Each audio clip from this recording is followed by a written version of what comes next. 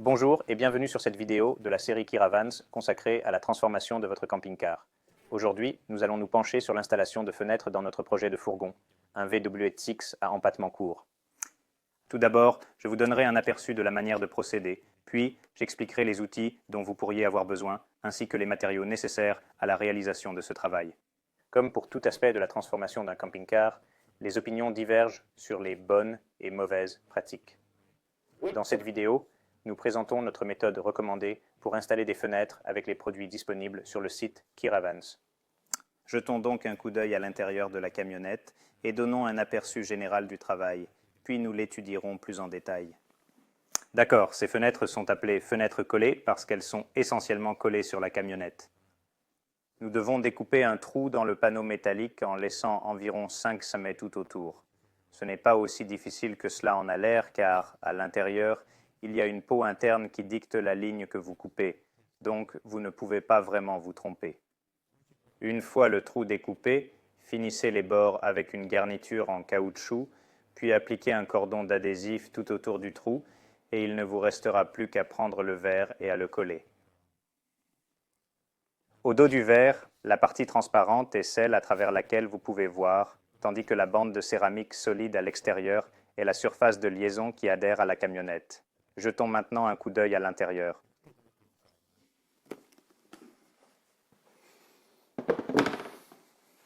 À l'intérieur de la camionnette, nous avons donc la peau métallique extérieure, puis la peau métallique intérieure ou le cadre qui l'entoure. C'est ce qui dicte notre ligne de coupe. Nous suivons littéralement cette ligne tout autour, puis nous devons faire une belle coupe droite à travers ici, et en haut ici pour enlever cette jambe de force centrale également. La première étape consiste à découper les trous pour les fenêtres. Dans cette vidéo, je testerai une série d'outils et je vous ferai part de mes commentaires à la fin. J'espère que vous avez un ou deux de ces outils chez vous. Examinons donc rapidement ces outils. La première est une perceuse standard comme celle-ci avec un kit de découpe de trous métalliques. C'est un bon outil pour les coins. Une scie sauteuse est très utile pour découper le gros de la métallerie. Une mini-meuleuse est également utile. Sur celle-ci, j'ai mis un disque de coupe fin. J'aime aussi utiliser un disque de meulage légèrement plus épais. La scie à guichet est un autre outil utile. Je vais également essayer d'utiliser des outils à compresseur. Il s'agit d'une petite scie pneumatique et d'une grignoteuse. Il s'agit de cisailles électriques dotées d'une petite lame oscillante. Lorsque je convertissais des camionnettes à titre professionnel, je les utilisais constamment. Elles sont très utiles, mais vous ne voudrez probablement pas en acheter une, car je pense qu'elles coûtent plus de 200 €. Je vais tester ces outils et vous dire s'ils conviennent à ce projet. En ce qui concerne les produits, vous aurez évidemment besoin de nouvelles fenêtres. Vous aurez également besoin d'un kit de pose de fenêtre. Le nôtre contient de l'adhésif, de l'activateur de verre, de l'apprêt, des tampons et une paire de gants. Il y a également des instructions. Vous aurez également besoin de plus d'adhésif si vous installez plusieurs fenêtres sur votre camionnette. Je dispose également d'une série d'outils manuels, comme ce pistolet à colle. Ces pinces à vitre sont utiles pour soulever la vitre jusqu'à la camionnette. Protection du visage. Dégraissant. Un peu de nettoyant pour vitres, puis vous aurez également besoin d'un coupe-bordure et de quelques autres outils manuels. Commençons donc par découper les trous. Avant de percer des trous dans votre fourgon, nous vous recommandons vivement de déballer vos fenêtres dès leur arrivée afin de vous assurer qu'elles n'ont pas été endommagées pendant le transport. Retirez donc l'emballage plastique de protection, prenez du produit de nettoyage pour vitres, nettoyez-les bien des deux côtés et vérifiez-les minutieusement. S'il reste des traces d'adhésif sur les vitres en provenance de l'usine, elles peuvent être éliminées à l'aide d'un produit dégraissant. Une fois que vous êtes entièrement satisfait du verre, vous pouvez commencer à découper vos trous. Si vous avez des problèmes avec le verre, contactez-nous et nous vous l'échangerons sans problème. Commencez ensuite à protéger votre camionnette. Nous vous recommandons d'utiliser une feuille de polyéthylène effilée en bas pour protéger la peinture en dessous de votre zone de travail. Appliquez également une double couche de ruban de masquage autour des coins des ouvertures des fenêtres afin d'éviter toute rayure sur la peinture exposée pendant le processus. La plupart des outils de coupe ne parviendront pas à percer le revêtement extérieur et l'entretoise centrale en même temps. Je commence donc avec un mini broyeur. J'ai tracé une ligne droite en haut et en bas. Et je découpe les deux à 5 cm supérieurs de l'entretoise métallique, et de même le long de la partie inférieure. Cela permettra à notre scie sauteuse de découper la plus grande partie du panneau métallique sans sauter.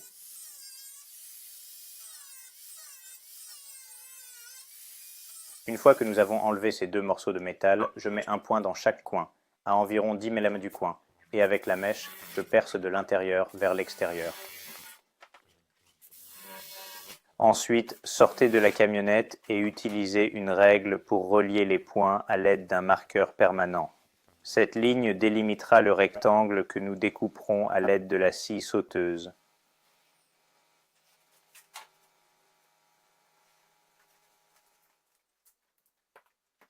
Alors, préparez votre kit de sécurité. J'ai mis une poignée au milieu parce que je fais ça tout seul. Il se peut que vous le fassiez également seul, ce qui signifie que le panneau ne va pas tomber et égratigner quoi que ce soit.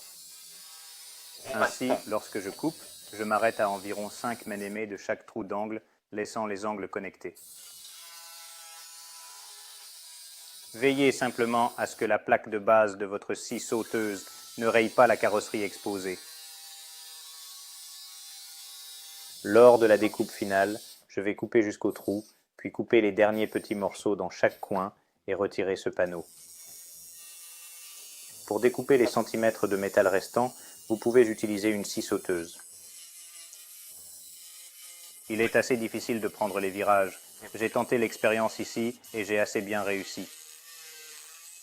Il suffit de prendre son temps, de continuer à regarder à l'intérieur de la camionnette et de suivre la ligne de la peau intérieure du métal. J'ai également essayé d'utiliser une scie pneumatique munie d'une lame très fine. Il est un peu difficile de la maintenir droite, mais elle a bien traité les coins. Si vous disposez d'un compresseur, c'est une autre option. Si vous avez accès à une scie cloche et à une perceuse, c'est une bonne façon de réaliser les angles. Vous pouvez aller directement dans l'angle pour créer une courbe lisse pour votre coupe, puis vous n'aurez plus qu'à couper le long des bords droits. Pour celui-ci, j'ai laissé l'entretoise centrale intacte, car j'utiliserai une scie à guichet puissante qui peut couper les deux peaux métalliques à la fois. Il s'agit d'une option supplémentaire. Avec des outils domestiques, je recommanderais donc d'utiliser des scies cloches pour les angles, une meuleuse pour les coupes supérieures et inférieures, puis une scie sauteuse pour la finition. La grignoteuse à air comprimé a bien fonctionné pour une coupe lisse, mais elle ne gère pas bien les angles, d'où l'élimination du matériau. Après la coupe, il restait 3 ou 4 mm de métal à enlever. Enfin, voici la cisaille électrique en action et comme vous pouvez le constater, elle produit une coupe nette et rapide. Veillez simplement à ce que le métal découpé ne raye pas la peinture de votre fourgon.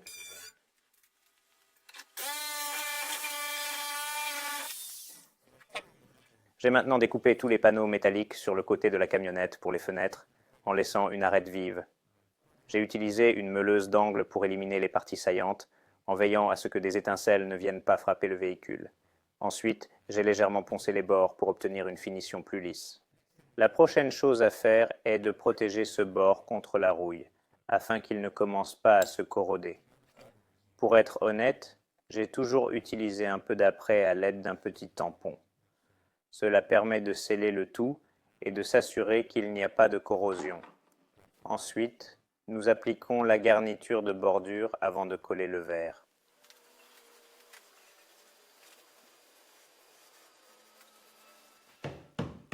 En ce qui concerne les bordures, il existe une grande variété d'épaisseurs. Actuellement, dans la boutique britannique, nous vendons des bordures plus fines et plus épaisses. J'utilise ici la plus épaisse. Historiquement, lorsque je posais des fenêtres, j'utilisais toujours un couteau Stanley pour découper la soudure en caoutchouc entre les deux peaux métalliques, puis je les recollais et j'utilisais le bord fin pour les maintenir ensemble. Cependant, certains convertisseurs ont suggéré d'utiliser le bord épais qui couvre les deux pots à la fois. C'est donc ce que j'ai fait ici, et cela a très bien fonctionné.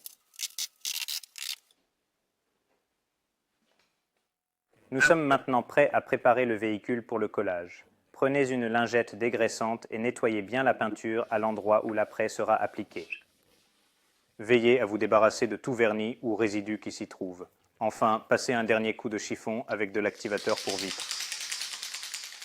Secouez bien votre petit flacon d'amorce pendant 30 secondes ou 1 minute pour faire bouger le petit roulement à billes. Chargez ensuite votre tampon en coton. Nous allons maintenant suivre la ligne de la garniture à frapper tout autour de la fenêtre. Je commence par là. Il est préférable d'appliquer l'apprêt d'un seul mouvement régulier, car les mouvements de va-et-vient peuvent créer une couche irrégulière, ce qui risque d'affecter l'adhérence. J'ai appliqué l'apprêt sur tout le pourtour. Lorsque j'atteindrai le coin supérieur, je dépasserai légèrement mon point de départ pour assurer une couverture complète, car c'est là que l'adhésif sera appliqué pour créer un joint étanche. Il en va de même pour les fenêtres de type porte-fenêtre. Ensuite, nous allons utiliser l'activateur pour vitre et passer un bon coup de chiffon sur tout le pourtour de la bande de céramique de la fenêtre.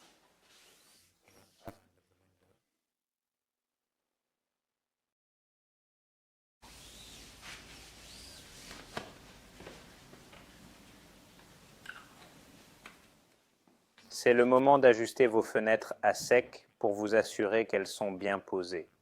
Vérifiez qu'il n'y a pas de point haut dans le cadre qui pourrait ne faire vaciller la vitre.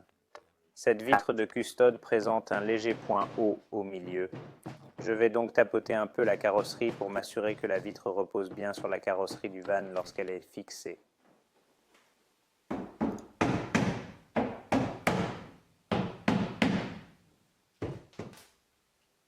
Il faut maintenant utiliser un ruban adhésif qui ne soit pas extensible. Il maintiendra votre fenêtre en place. Je me contente donc de placer quelques boucles sur le toit de la camionnette. Maintenant, proposez la fenêtre. Placez-la à peu près au bon endroit.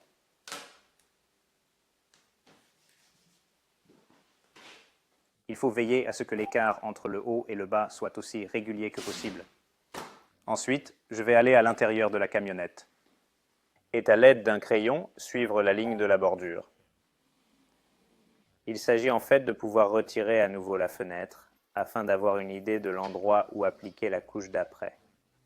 J'ai utilisé un peu de bordure pour évaluer jusqu'à quel point l'adhésif dépassera cette ligne. Comme nous l'avons fait pour la carrosserie de la camionnette, nous allons peindre une ligne continue d'après, juste à l'extérieur de la ligne tracée au crayon, en laissant un espace pour la garniture, comme vous pouvez le voir ici. En théorie, c'est donc là que notre adhésif entrera en contact avec la fenêtre. En utilisant notre ligne de crayon comme guide, cela signifie simplement que nous n'aurons pas d'apprêt visible à l'intérieur du véhicule, sur la face interne de la vitre. L'adhésif est livré dans un de ces bidons scellés. La première chose à faire lorsque vous êtes prêt à charger votre pistolet est de tirer sur l'anneau situé à l'arrière.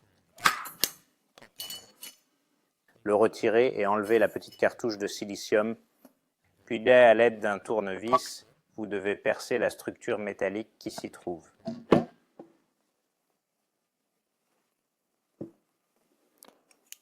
Vissez ensuite votre buse.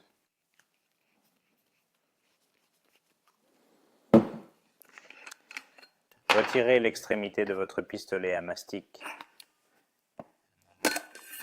et y déposez simplement la cartouche. Orientez la buse comme vous le souhaitez et de serrer comme ça. Si vous effectuez ce travail par temps froid, rentrez vos cartouches de colle à l'intérieur pour qu'elles atteignent la température ambiante. Elles seront beaucoup plus faciles à extraire du pistolet à mastic. Nous sommes maintenant prêts à appliquer l'adhésif sur la camionnette. De ce côté, je commence par le coin supérieur droit, juste en dessous, et je descends en maintenant la buse contre la garniture en plastique de la fenêtre. et cela forme une belle pyramide de colle sur tout le pourtour. Lorsque je reviendrai à mon point de départ, je vais juste plumer à l'extérieur de mon point de départ, ce qui nous permettra d'obtenir un bon joint étanche, de sorte que l'eau qui s'écoule par le haut ne puisse pas s'infiltrer. Et comme je fais 2 fenêtres de ce côté, j'applique l'adhésif autour des 2 fenêtres pour pouvoir les coller en même temps et m'assurer qu'elles sont parfaitement alignées. Il suffit donc de présenter le verre comme suit. Le mettre à peu près en place, je n'appuie pas trop fort à ce stade. Je vais juste enlever mes boucles de ruban adhésif pour maintenir le verre en place. Vous devez viser une sorte d'espace uniforme tout autour de la fenêtre. Puis je mets les 2 bouts de verre. Il suffit de procéder à quelques ajustements mineurs, puis de commencer à presser uniformément et fermement sur tout le pourtour afin de s'assurer que toute la fenêtre est en contact avec l'adhésif.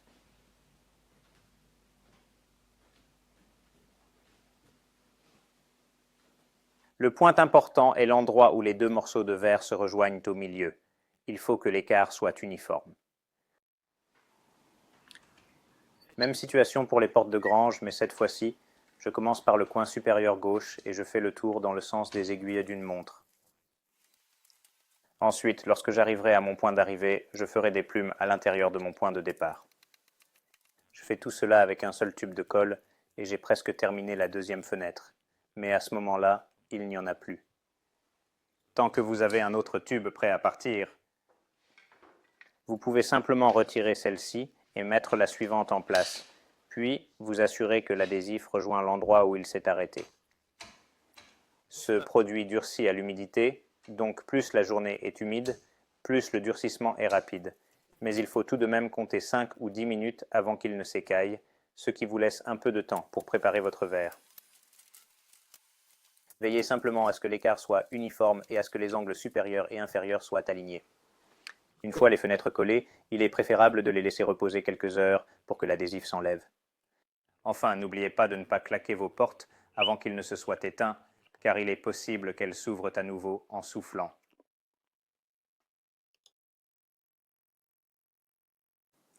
Voilà donc comment nous recommandons de coller des vitres sur votre fourgon VW.